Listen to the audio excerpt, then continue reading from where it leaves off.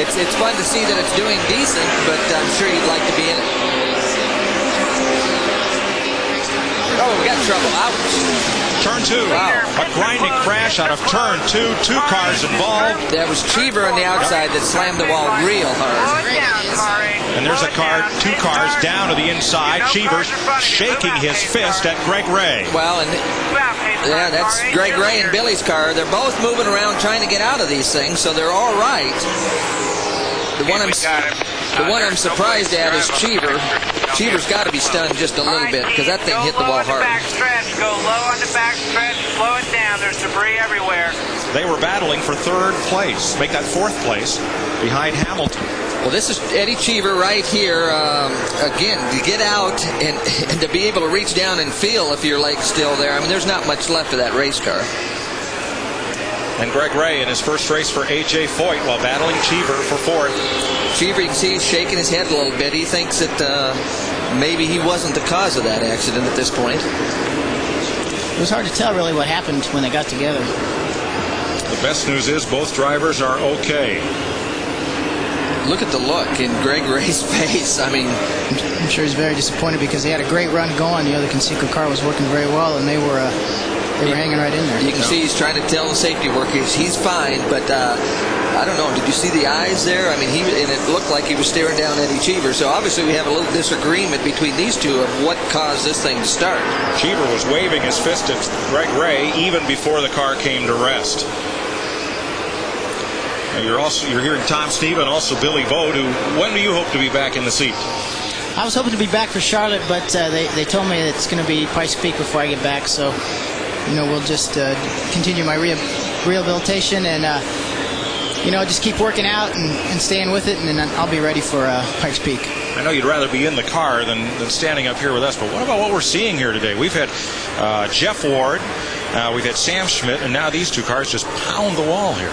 Well, I think, this is a very tough place to run. It's very much high attrition, and we're looking at, the guys are running close. I mean, I was up there watching them in the suite, and how close they're running is incredible. I think it would scare them if they knew how close they were running. So we're looking at AJ, your owner, and obviously he's got to be a little discouraged at this point. For the 2nd race in a row, he has to take the ride to the care center to meet his driver. I've seen that look on his face before. That's not a good look. No, he didn't like that. The good news is we couldn't read Eddie Cheever's lips as he was walking away. Yeah, it would be interesting to see that replay again. Well, let's try to see. This is inside Lazier's car right there. Well, again, you see them wheel to wheel, side by side. There's just not enough room. No, they're both fighting for the same spot and touch wheels. Again, from that angle, it didn't look nearly as severe as it did from the live angle, the other angle we saw. Looked like they just ran out of racetrack. Eddie was coming down, and the car on the bottom is naturally, the gravity wants to take it up the bank, and they just ran out of room.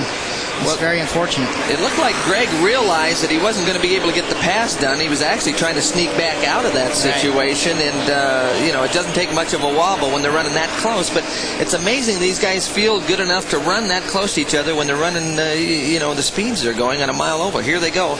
Again, you can see Eddie get slammed up into the wall. Just kind of got in the left rear there, and they both just went straight into the fence. It's and then that inside, I tell you, that inside impact is just as bad as the first one because you have to wait for that one coming. You see that one coming, and there's absolutely nothing you can do. So, well, it's a little bit like a blue light special, a 2-for-1er. You get the outside wall, and what's really bad about the outside wall, it tears all the suspension off, and there's nothing there when you get to the inside wall to absorb the energy. Nope, you don't have brakes. You're steering, and you've got your foot on the brakes, and it's absolutely doing nothing. Well, it looked like there's plenty of room for blame, and both drivers were gesturing and signaling to each other their disapproval. Here it is again. Right in the bottom, you see Greg wiggle a little bit right in the middle, but they get through that, and again, they come together. Yeah. It did not look to me like Greg Ray pushed very much up the racetrack. No, but he did. Just before they made contact, Gray wiggled. He's down low trying to get by Eddie, and the car wiggled. Looks like it wiggles over that bump. When it wiggled, he sort of backed out.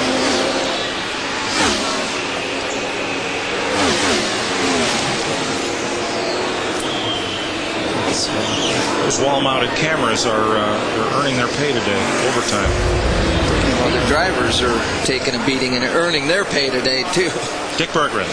Well, Tony Stewart's problems just got a whole lot worse. A few laps ago, he radioed to his crew that the corner of the dashboard was flopping down. A few laps after that, the whole dashboard fell into his lap. So he is here on pit road. They're taping the dashboard back into position. The great worry is what would happen if one of the wires there might short out or might fail. That could cause a problem with the engine or some other component in the race car. Stewart's back on the speedway. He is at the tail end of the lead lap. What's amazing is they've changed a lot of parts on that car, put new wing, new components on it, because they knew how stressful this racetrack is on the different suspension pieces. But I don't think they thought the dashboard